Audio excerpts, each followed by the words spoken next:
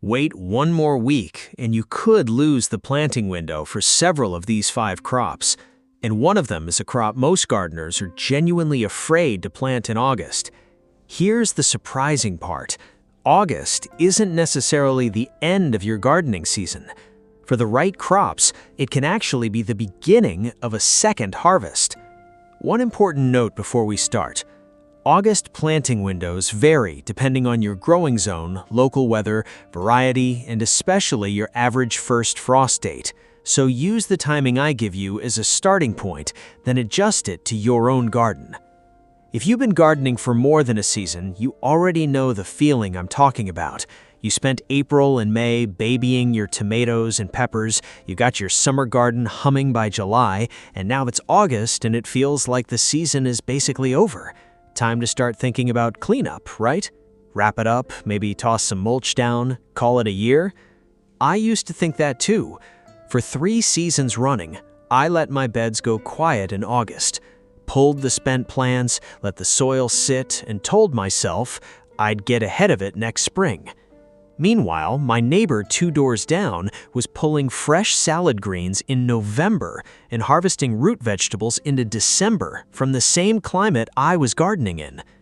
I finally asked her what I was missing, and she told me something that changed how I gardened for good.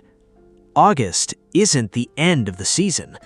For a specific handful of crops, it can actually be the actual start of the best one. And there's one crop on this list that most gardeners are actively afraid to plant in August because almost everything they've read tells them it's the wrong season. But there's a twist. I'm not talking about planting the normal main crop the way you would in October. When I show you what I mean and exactly how I use it for an extra harvest, it may completely reframe how you think about your fall garden. So let's get into the 5. The idea that ties all 5 of these together is simpler than most people expect. Soil temperature, not just air temperature, is what determines whether an August planting can work. Most gardeners plant by the calendar or by how hot the afternoon feels, but the plants I'm about to walk you through are responding to what's actually happening in the soil. And once you start thinking in soil temperature and frost dates instead of simply thinking summer or fall, August stops looking like a dead zone and starts looking like an opening. First up, bush beans. This one surprises people because beans feel like a summer crop, full stop, but beans are fast. Many bush varieties can reach maturity in roughly 50 to 55 days, which can put an early August planting within the reach of the first frost window in many zones, especially in areas with a longer growing season. The trick I use is soaking the seed for about 6 hours before it goes in the ground. The goal isn't magic, it's simply helping the seeds get fully hydrated before planting, which can help speed up germination when the soil's already warm. I'll admit, the first year I tried this, I planted a full 20-foot row and only got about 60% germination. The problem wasn't the seeds. I'd let the soil dry out during a heat wave and didn't compensate with extra watering. Beans planted in August still need water like it's July, not like it's fall. Keep the soil consistently moist during those first 10 days, especially while the seeds are germinating, and you give them a much better chance of getting established quickly. Second, carrots. Second, and this is the one that changed my fall harvest more than anything else, carrots. Carrots can actually benefit from maturing as the weather cools. As temperatures drop, the roots can develop a sweeter flavor, which is one reason a carrot pulled in late October or November can taste noticeably different from one harvested during the heat of summer. Sow them about 2 to 3 inches apart, roughly a 1/4 inch deep in loose soil that's free of rocks and large clumps. Depending on the variety, you're looking at roughly 70 to 80 days to maturity. And that's exactly why timing matters. If you're gardening in a colder area, an early August planting may give the roots enough time to size up before the ground becomes difficult to work. In warmer areas, your window can be longer. But there's one thing that makes August carrot planting frustrating: dry soil. Carrot seed germinates painfully slowly when that tiny seed is sitting in dry soil. So I use a simple trick. After sowing the row, I lay a board over it for the first 5 to 7 days to help trap moisture and keep the seedbed from drying out. Then I pull the board the moment I see those first thread-thin sprouts. It's a tiny step, but in dry August weather, it can make a huge difference. Third, beets. And I'll be straight with you, this one won't fix everything overnight if your soil's in bad shape. Beets are heavy feeders, and if you're planting into the same bed that grew a hungry crop all summer, you can end up with small, disappointing roots no matter how perfectly you time the planting.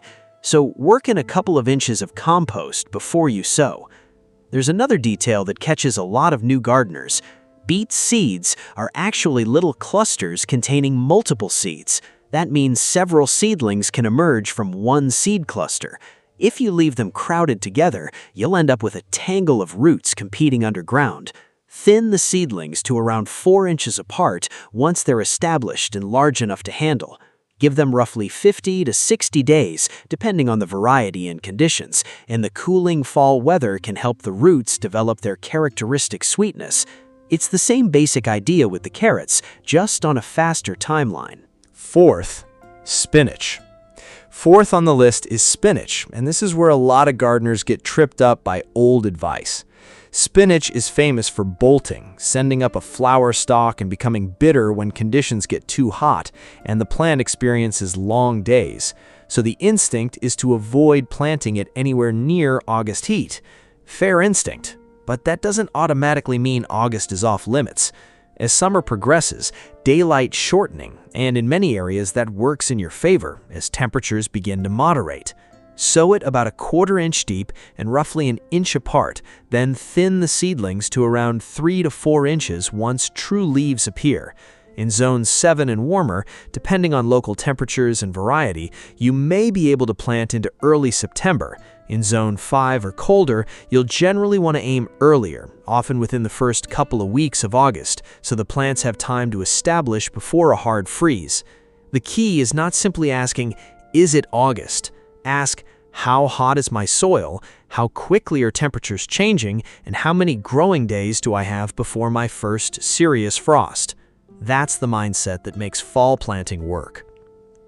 Fifth, and this is the crop I mentioned at the start, garlic. Now, before you panic, I'm not telling you to replace your normal fall garlic planting with an August planting. For a traditional garlic bulb crop, fall planting is still the standard approach in many regions, often several weeks before the ground freezes. What I'm talking about here is something different. Green garlic. Think of it like a garlic version of a scallion. Instead of planting in August and waiting for a large, cured bulb the following summer, you're planting cloves specifically for an earlier harvest while they're still young and green. It's a completely different goal, and that's why this technique can be useful.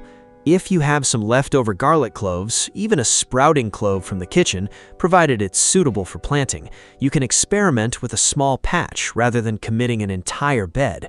And here's how I run it. In the first part of August, I take a handful of leftover garlic cloves and plant them close together, roughly 2 inches apart and about 1 inch deep. I put them in a small corner of a bed I'm not using for anything else. That's it. No complicated fertilizer schedule, no special equipment. The goal isn't to grow a giant, fully cured garlic bulb from an August planting. The goal is to harvest the young plant as green garlic. By early to mid-October, depending on your local weather and how quickly the plants develop, you can pull them while they're still young, before you're worrying about the main fall garlic crop. What you get is different from cured garlic. The flavor is fresh, green, grassy, and distinctly garlicky, almost like garlic and green onion had a baby. It's incredible, chopped into eggs, mixed into a sauce, or stirred into a pan at the last second. And because green garlic isn't something most grocery stores regularly stock, growing your own can be one of the easiest ways to get something genuinely different from your garden. Meanwhile, your main garlic crop can still go into the ground later, on the normal schedule appropriate for your region. You're not necessarily choosing between the two, you're stacking 2 different harvests. That's the technique I wanted to show you. Now, there are a few things that trip people up every single year with fall plantings like these. The first is treating August soil like spring soil, assuming it's cool and moist by default. It's often the opposite. The surface can be baked dry and hot. So water deeply the day before you sow, not just immediately after planting, so moisture has time to reach the depth where those seeds are actually sitting. The second mistake is spacing everything too tightly because you think the season's almost over anyway. Don't. Fall crops still need room to size up. Crowding can cost you more in the final harvest than it saves you in bed space. And the third mistake catches even experienced gardeners, forgetting that a first frost date is an average, not a guarantee. If your area's average first frost is October 15th, that doesn't mean you're guaranteed frost-free weather until October 15th. A rough year can bring frost earlier. So build a 5 to 7 day buffer into your maturity calculations, especially with longer season crops like carrots and beets.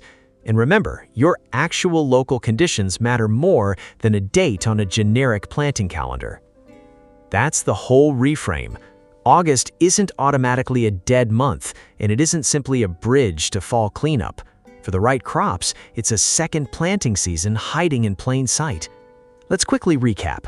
Bush beans. Soak the seeds and keep them consistently watered so they can establish quickly. Carrots. Sow them in time for the cooling weather to work in your favor and protect the seedbed from drying out while they germinate. Beets. Feed the soil and thin the seedlings so the roots have room to develop. Spinach.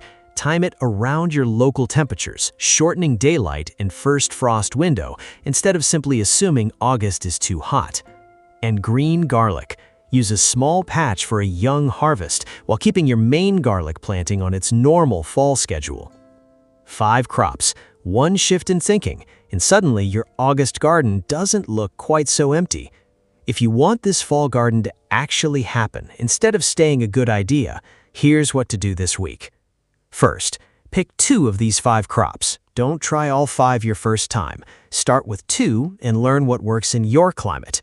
Second, check your soil moisture about 6 inches down before planting anything. If it's dry, water deeply the day before you sow. Third, mark your calendar with each crop's expected maturity window plus a 7-day frost buffer, working backward from your area's average first frost date. Fourth, set aside a small corner of a bed, even a 2-foot square, for the green garlic experiment if you want to try it. And remember that you're growing it for an early green harvest rather than treating it as your main bulb crop. Fifth, if this changed the way you think about August gardening, subscribe, because the fall and winter garden is where this channel spends most of its time. And I'm curious, which of these 5 are you already growing, and which one is completely new to you? Drop it in the comments, because that's 5 crops you don't have to wait until spring to grow. And if you've been treating August like the end of your garden, remember this: the season isn't necessarily ending, you may just be entering your second planting window. Get planting.